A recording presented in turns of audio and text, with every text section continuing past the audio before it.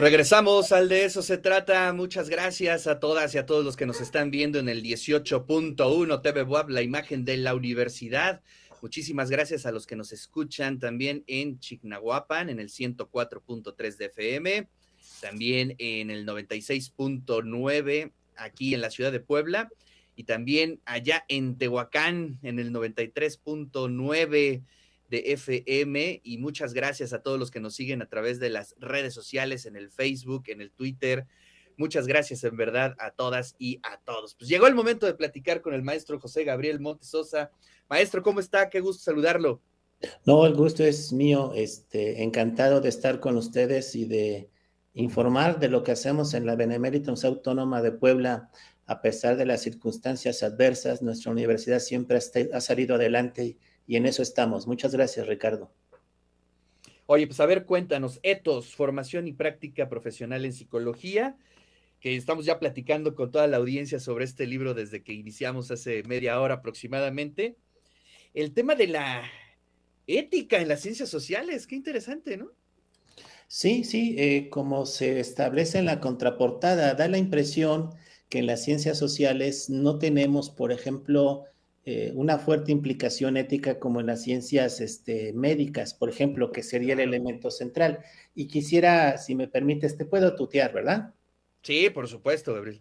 Bueno, mira, la impresión que tengo, si uno visa cuáles son las dimensiones de la bioética, es la beneficencia, la autonomía, la justicia y la no maleficencia, y se incorpora un concepto que se llama iatrógeno, ¿no? Voy a empezar por atrás. Iatrógeno significa, que es un término muy de la medicina, yo no quería hacerte daño, porque yo no sabía que eso que hago te puede hacer daño. Hay una especie como de ausencia de conocimiento, ¿no? Aquí la pregunta sería, ¿realmente no sé lo que a ti te puede hacer daño o es un problema de protocolos, por ejemplo, ¿no? Ya sabes, cuando uno va con el médico, pues hay un protocolo que te toma la oxigenación, la presión y ese tipo de elementos, ¿no? Si no te lo hacen, pues realmente es un problema no iatrógeno, sino no haces un buen protocolo. El otro aspecto tiene que ver con la no maleficencia, que es un término también muy médico, que es hacer el menos daño posible. Quisiera Claro. poner el ejemplo del cáncer, ¿no? Si una persona tiene cáncer por lo que le dan, tiene un efecto en su demás organismo, es una cuestión como muy holística. Entonces, hay un daño en ese sentido, ¿no? O también los medicamentos que tomamos, por ejemplo, pues tienen un efecto secundario, pero su intención es que curen algo y claro, hay otro efecto. Y en todo esto, bueno, pues el médico te pregunta, oiga, ¿usted es alérgico a las sales, es alérgico a la penicilina, en fin, ¿no? Entonces, hasta ahí pareciera ser, ¿no? El asunto es, en el ámbito de las ciencias sociales, ¿en verdad no querías hacer daño? ¿O es un problema de formación profesional? En el caso de la no maleficencia, ¿no? El hacer el menos daño posible. Piénsalo en las ciencias sociales, ¿cómo que no quieres hacer el menos daño posible? O piénsalo en el ámbito psicológico, clínico, terapéutico. ¿Cómo Uy, que las estrategias que te estoy haciendo, si te las hago, te van a dañar, pero es tu bien? O sea, ¿cómo? Y claro. eso se complica. Ahora, me quiero ir ahora del principio. La beneficencia regularmente se entiende como hacer el bien, lo cual es correcto. Hay autores como Hortal que dice, vamos a quitarle el él. Entonces es hacer bien las cosas. Entonces, el principio de hacer bien las cosas es que tienes que hacer bien las cosas. Regularmente en las ciencias sociales y en la psicología se piensa que estás ante una situación ética cuando estás en un dilema. ¿Hago esto o hago el otro? Pero somos Claro. sujetos constituidos éticamente hablando. Es decir, si pensamos en la esencia de la ética de una profesión, es el excelente manejo disciplinario sobre tu saber. Y claro, también puede ser transdisciplinario. Pero si, por ejemplo, un profesional no utiliza de manera adecuada un concepto, ese es un problema ético, porque tiene una afectación en la persona. Si yo como profesor no preparo bien mis clases, ese es un problema ético y probablemente nadie se dé cuenta. O tú, ¿no? Las actividades que tú haces, no necesariamente es un dilema, pero si no eres un excelente comunicador, ese es un asunto ético, porque la gente Claro. confía en ti. Lo que hace un momento tú decías, bueno, está el WhatsApp, no podemos hacer política, pero sin embargo es política, no hacer eso. pero tú estás consciente y les dices, miren, las reglas son estas, no nos salgamos de ahí. El otro principio tiene que ver con la autonomía.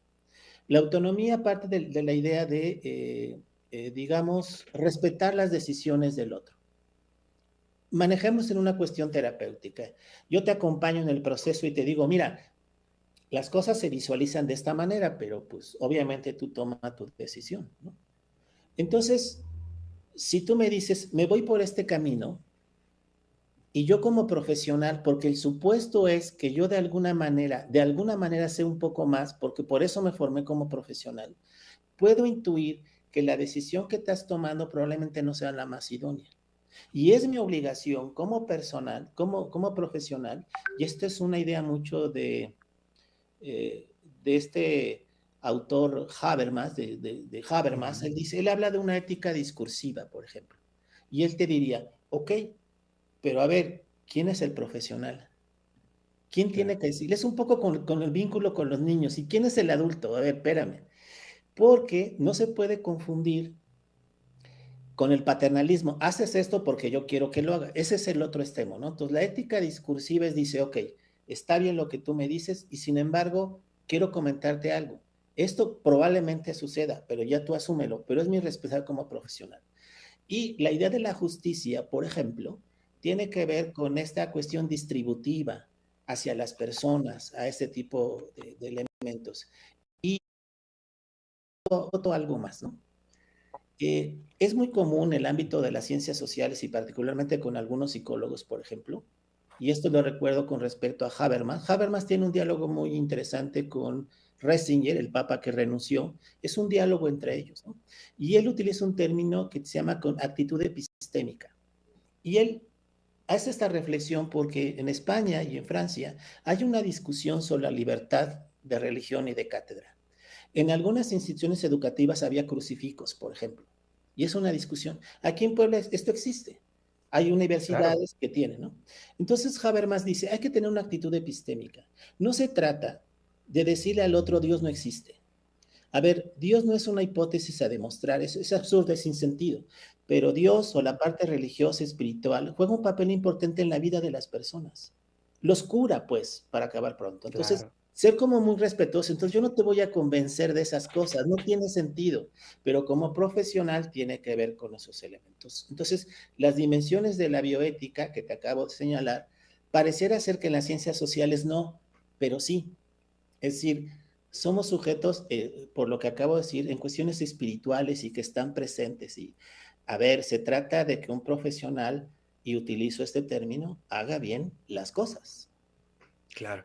Oye, qué interesante. Y además creo que en la psicología es donde podemos observar como esa línea delgada, ¿no? Es decir, entre lo que podríamos decir lo clínico, ¿no? Y lo social, y tiene implicaciones muy fuertes, y a lo largo de toda su historia se han observado esas implicaciones, prácticamente con la aparición de nuevas tendencias en psicología aparece su contraparte eh, o que cuestiona esa aparición y la ética está en el centro, ¿no? Y, por ejemplo, podemos hacer un recorrido prácticamente de todas las escuelas y siempre hay cuestionamientos y siempre hay formas de evaluarlo. Y la otra es que están apareciendo muchas tendencias, ¿no? De psicología que está complicando mucho el escenario y que dejan muchas consecuencias terribles. Sí, por supuesto. Mira, a diferencia de las ciencias médicas u otras, hay como una evidencia si hay un error. Es decir, Exacto. tú recetaste un medicamento y está muy obvio de que algo pasó ahí. Hay análisis clínicos que demuestran que lo que planteaste fue inadecuado o que la interpretación que hiciste del diagnóstico que hiciste es inadecuado. Es decir, hay como ciertos referentes. En el ámbito de la psicología, particularmente en la parte clínica terapéutica, es un lugar con mucha privacidad, de lo cual no sale nada, ¿no? Hay autores como Michael White en la terapia narrativa o como Yergen o Hergen en lo que él llama la construcción social. Él dice que ese espacio tendría que hacerse un poco más abierto, ¿no? que sería muy interesante que en los congresos que hacen los psicólogos, los psicoterapeutas, inviten a sus pacientes para que digan sus vivencias y sus experiencias en ese sentido. Hay una idea muy interesante de Michael White que dice, bueno, y él le llama los equipos de reflexión. Los equipos de reflexión, digamos, yo tengo un caso, ¿no? Y resulta que ese caso se me está complicando de alguna manera, y entonces tengo mi equipo de reflexión. Mi equipo de reflexión son mis compañeros, mis colegas, que les digo, oigan, tengo un caso y quisiera platicarlo con ustedes. Ojo, no es supervisión de casos ni que me digan, oye, hubieras hecho eso, no, pues está bien, ¿no? Sino que yo pueda compartir con ellos, por ejemplo, lo que sucedió y ellos me pueden decir, mira, puede ser por aquí, por allá, ¿no? Ya que hablamos de historias, en el psicoanálisis, por ejemplo, Freud tenía las famosas reuniones del miércoles, que por cierto está en 2 volúmenes, perdón que dé como clases aquí. Adelante, adelante. Tiene 2 volúmenes de Amor-Rorto, si no mal recuerdo, que se llama La reunión de los miércoles. Y entonces ves a un Freud que los demás presentan sus casos y Freud da su opinión, da su reflexión, ¿no? Por cierto, a Nietzsche forma parte de los diálogos que se hacen en esas reuniones de los miércoles. Y Freud dice, el gran psicólogo es Nietzsche. Wow. Es interesantísimo en ese sentido. Entonces, sería interesante estos equipos de reflexión y yo iría incluso más allá. Eh, Después te cuento cómo fue que este libro nació, porque hay una historia que dejo entrever al inicio, ¿no? Eh, es interesante porque la idea es que también tu equipo de reflexión sean tus propios pacientes o consultantes. Imaginemos el tema del suicidio. Personas que sobrevivieron al suicidio tienen una experiencia, tienen una reflexión. Es lo que probablemente Michel Foucault hablaba como el anonimato del murmullo. Eso que no tiene autor, pero la gente lo sabe. Imagínate que vamos a hacer una investigación en tal lugar, pero en una escuela. Pero tendríamos que preguntarle al personal administrativo qué piensa. A la señora que vende tortas, que vende tamales, que te puede decir, oiga, yo he visto estas cosas. Nuestra propia madre, nuestro propio hermano, oye, yo puedo entonces incorporar esos saberes, esos saberes que son importantes y reflexionarlos juntos con ellos, ¿no? Y la otra que también es un problema serio en nuestra profesión es ciertas prácticas terapéuticas que en algunos lugares está prohibido. Por ejemplo, hay una práctica que se llama palingénesis. Es una práctica que el mundo griego antiguo lo hacía. La palingénesis es una especie de renacimiento. Esa es la idea. Algunas prácticas terapéuticas dicen, bueno, vamos a hacer un renacimiento. Entonces la persona está semidesnuda, le ponen una sábana y es un poco a partir de ejercicios holotrópicos, de ejercicios de respiración, donde le hacen como su nuevo nacimiento. Pero cuidado, si no eres muy cuidadoso, la persona se te puede ir, ¿no? Entonces, puedes generar un Sí. proceso psicótico. Entonces, esta es toda una situación muy interesante porque la pregunta aquí sería, ¿qué es un buen profesional o qué es un excelente profesional? O si alguien con un taller de algo está capacitada y está formado. Si uno revisa la Ley General de Profesiones, la Ley General de Salud, por ejemplo, o los códigos éticos, establecen ciertos criterios. Entonces, la pregunta es, ¿quién te puede decir que eres un excelente profesional? Claro. Comento algo. Allá por la década de los 90 en Francia, la Asociación Psicoanalítico Francesa, si no mal recuerdo, le manda una carta al Ministerio de Salud y dice, mire, los buenos psicoanalistas somos estos, porque tenemos una formación como esto, hacemos esto y esto. Una alumna de Lacan, Elizabeth Rodinesco, escribe un libro al respecto, ¿no?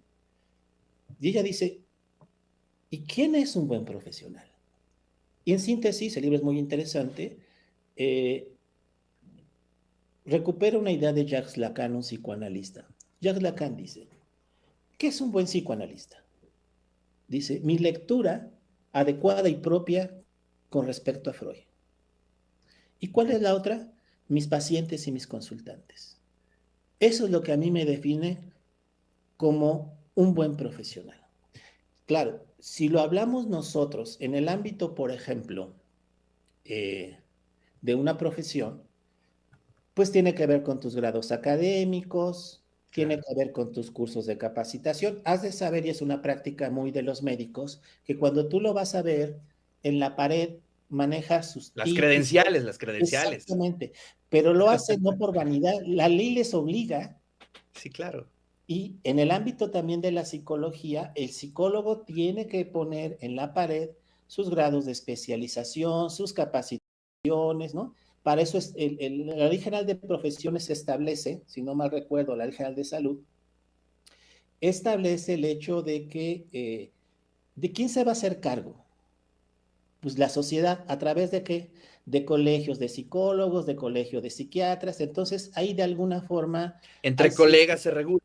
Exactamente. Hay ciertos procesos de capacitación que estarían, digamos, presentes. Y ya que hablé que Freud se reunía los miércoles, creo que Lacan se reunía los jueves en sus seminarios, ¿no? Entonces, nos lleva al hecho de la excelencia de una formación profesional desde el ámbito, pues desde la licenciatura. Entonces, tiene que ver con la elección, es decir, que tú te enamores de tu profesión. Claro. Si eliges la profesión bajo el absurdo de que es la más fácil, perdón, no tiene sentido. Si se elige la profesión donde voy a ganar más, perdón, tampoco tiene sentido. Si tú eres un excelente profesional, claro, hay que contextualizar, pero si eres un excelente profesional, te va a ir bien.